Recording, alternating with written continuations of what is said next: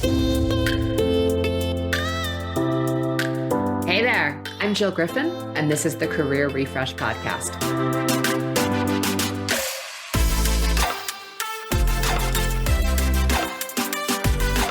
I'm a former media and marketing executive turned career strategist and strengths coach.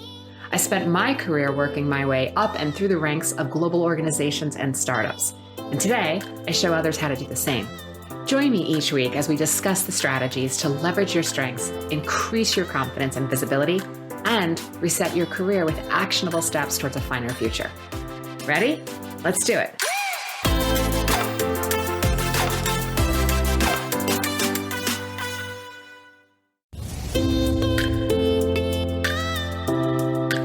Hey there, I'm Jill Griffin, and this is the Career Refresh Podcast.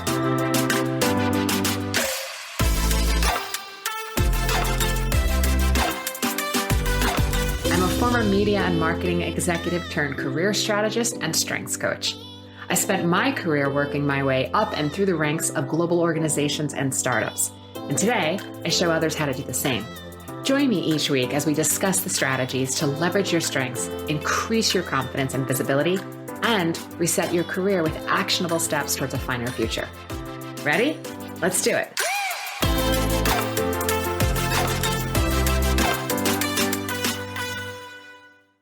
Well, hello there, and I'm really happy you're here today.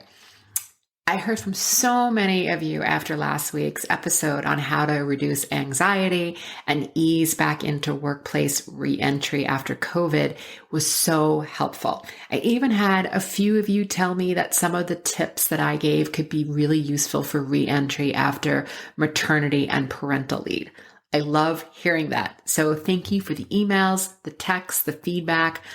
Again, I love hearing from you, and I even love more that you've told me that this content is helpful for you and that you're relating to the podcast. That's why I do it. I want to help because I feel that sharing experiences is really how we process our own experience, because we get to learn from others. So where we can learn to manage our mind, increase our visibility, and level up our careers, it's a win-win. Which brings me to today's topic. And it's rarely talked about because of fear of retaliation. It's the Office Narcissist. Sometimes the narcissist is also the bully, and sometimes the bully is also the narcissist, but not always. Sometimes a bully is not necessarily a narcissist. These personalities can be some of the hardest challenges to deal with in the workplace, especially when we're looking to up-level our careers. And the narcissistic personality disorder is one of several types of personality disorders. Is a true mental condition in which people have an inflated sense of their own importance. They have a deep need for excessive attention and admiration. They often have troubled relationships, and they have a lack of empathy for others. The narcissist is a person whose self-belief exceeds their own ability. They often think they're better or superior to you or others on the team, and they tend to belittle their colleagues. They think that they're so unique, and they get infuriated when others don't recognize their talents. They think the same rules don't always apply to them because they're special. So why are narcissists so damaging? Their personality traits and communication style can be a blow to your self-esteem. It can lead to confidence issues because you're continually questioning and doubting yourself. There's a lot of crazy making that goes on with narcissists. And you know what? They are skilled communicators. They are often very strategic and very creative. And we usually like them at first. They can be motivating. They are found in leadership positions everywhere because they have ability to attract and inspire people. And often they have groupies who basically have fear pumping through their veins. They do their most significant damage to those around them over time. It's slow and insidious. You don't always see the slights or issues at first because you're confused by them. They brought you in, they like you, you like them, so you give them the benefit of the doubt. When you are in a narcissist's good graces, you will feel special because these narcissists create a sense of an exclusive community.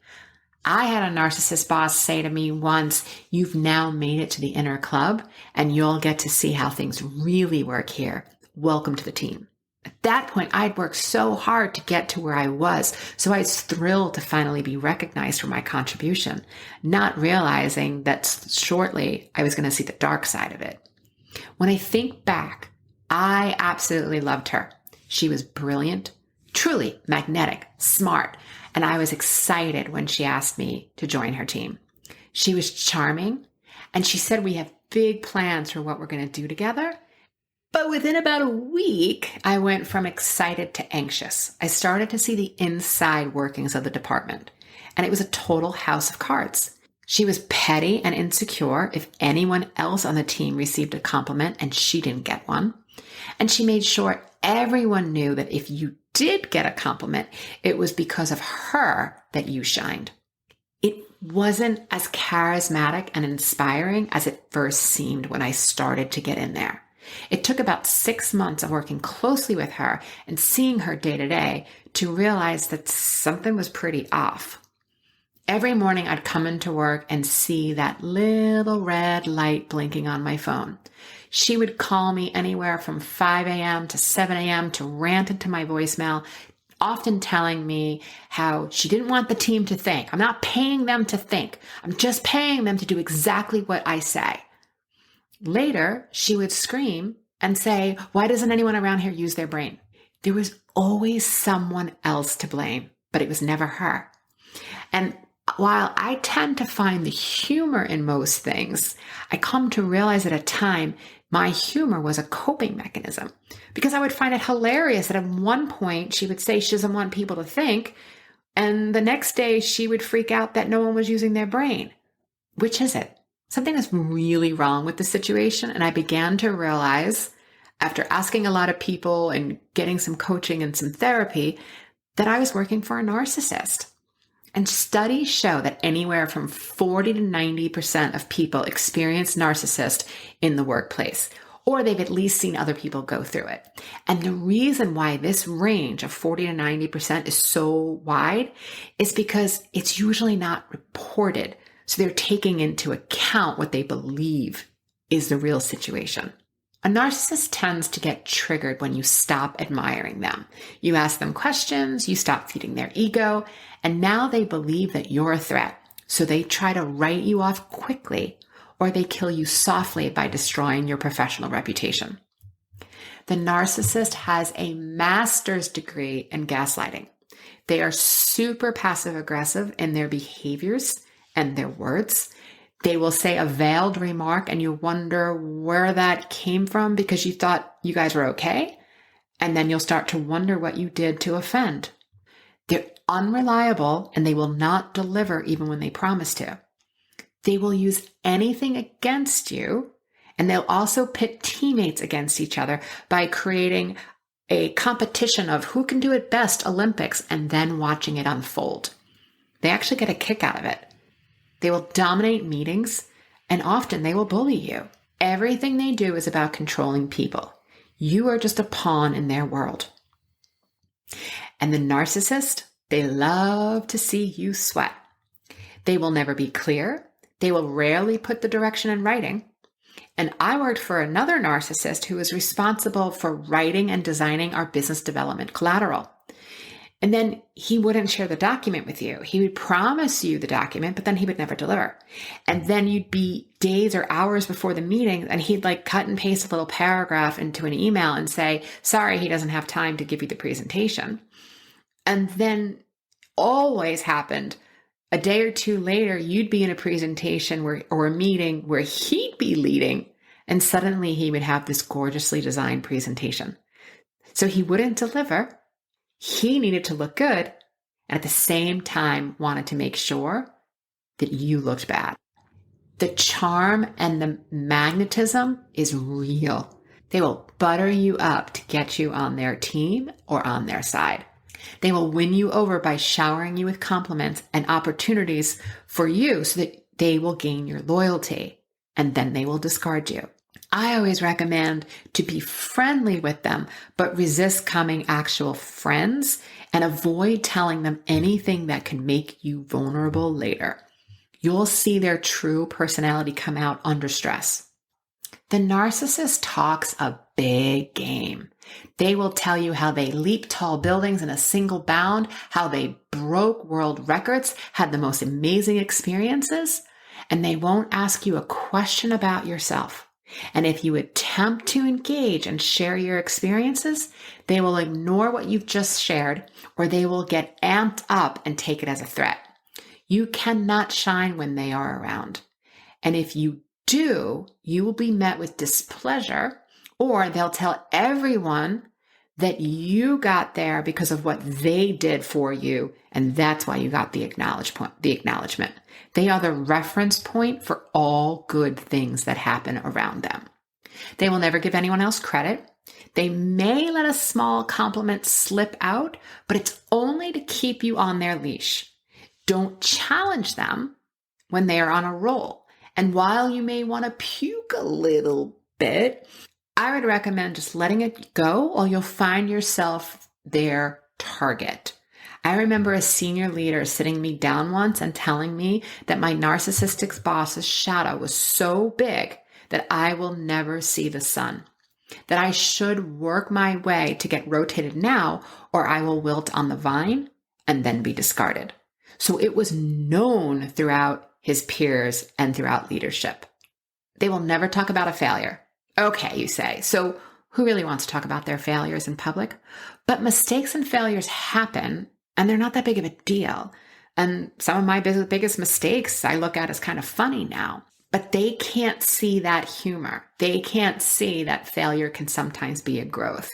And seriously, how are you at that level of a company and not had a failure? You had to mess up something at some point.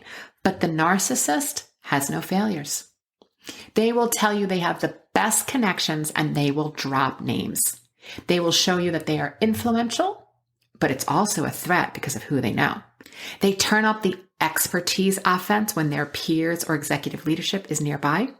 And very often they are in high ranks of the company. They may also be leaders, but so often when someone is at their level, there are less peers, therefore there are less checks and balances, so the behavior often continues. So I've just given you a lot of ways to identify the narcissist, to see their personality traits, and to hear some ways in which you may become entangled with them. So what do you want to do about it?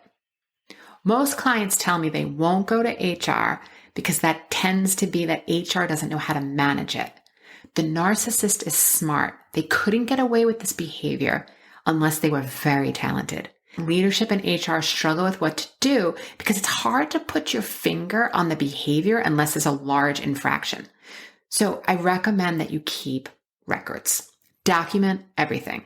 Save screenshots and text messages. And if it's possible to forward any egregious emails to your personal email account, do so you have them for the future if you need protection. There are some additional tips for dealing with the narcissist, but you have to figure out what's best for you, your personality, and your particular work situation. As stressful or as scary as it may feel, you have to stand up for yourself and respond with facts, but only the facts. Separate story from fact. Respond to the facts part of things. Don't respond to their tone or the perception, or don't pile on that this isn't the first time this has happened. Just get to the facts. So when you get an exchange that feels threatening to you, you can decide what you want to do. You can excuse yourself and suggest that you finish up the conversation later when you're both in a better headspace. Or you can follow up the crazy-making behavior with an email that states facts and not the drama. Simple, straightforward, responding to the facts. Next, diffuse the situation. We know the first rule of Fight Club is never talk about Fight Club. Same thing applies here. Don't call them a narcissist. Don't seek an apology because you will never get one. Find the way to do your work, but stay clear so you won't be the source of the next outburst. And I know this may be a hard thing to swallow, but is there a way that you can lay low until you can figure out your next steps?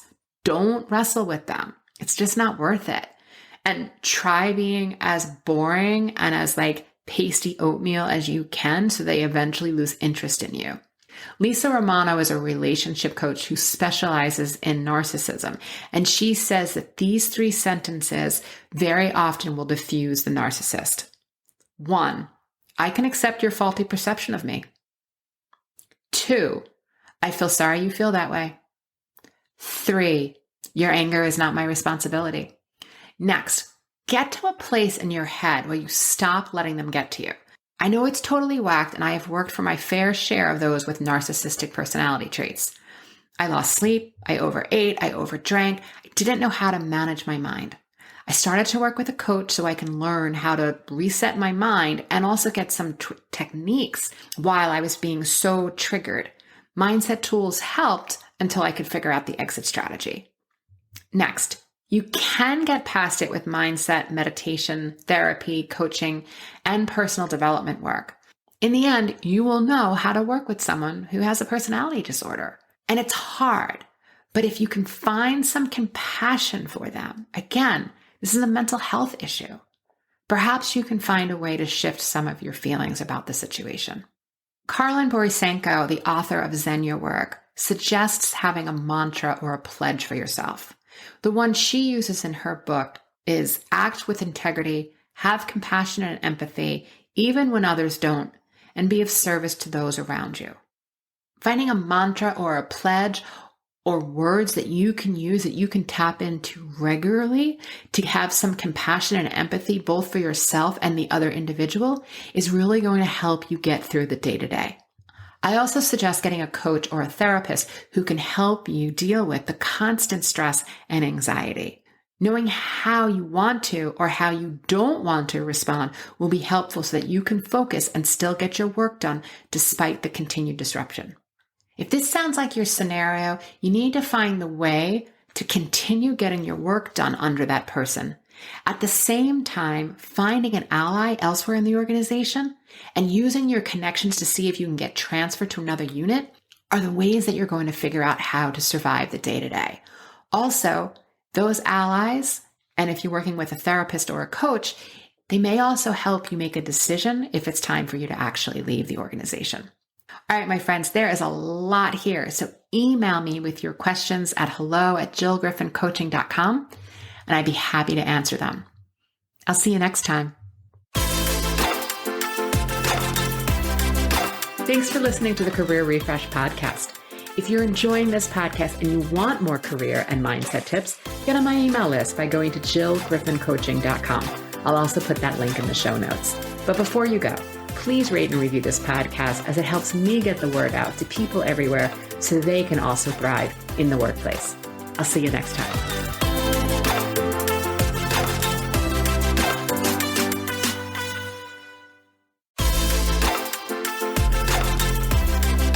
Thanks for listening to the Career Refresh podcast. If you're enjoying this podcast and you want more career and mindset tips, get on my email list by going to jillgriffincoaching.com. I'll also put that link in the show notes. But before you go, please rate and review this podcast as it helps me get the word out to people everywhere so they can also thrive in the workplace. I'll see you next time.